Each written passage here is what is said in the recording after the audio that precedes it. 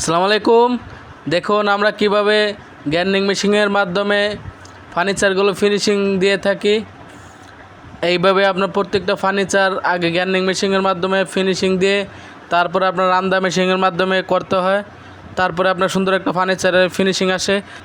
তো আমরা এইভাবেই প্রত্যেকটা ফার্নিচার বানানো থেকে শুরু করে কাঠ কাটা থেকে শুরু করে প্রত্যেকটা ফার্নিচার জয়েনের থেকে শুরু করে সব ধরনের কাজে আমরা সরাসরি আপনাদের দেখায় থাকি।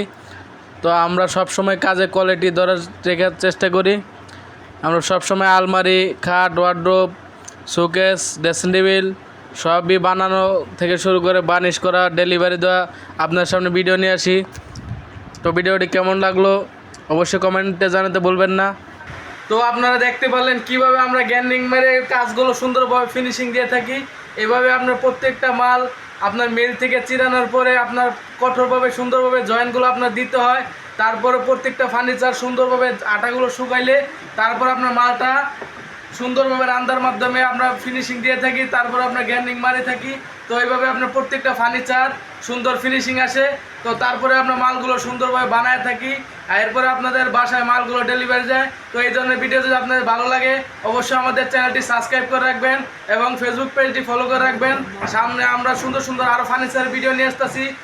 আপনারা কী ধরনের ভিডিও চান অবশ্যই কমেন্টে জানাতে ভুলবেন না। সবাই ভালো থাকবেন, সুস্থ থাকবেন। আল্লাহ হাফেজ।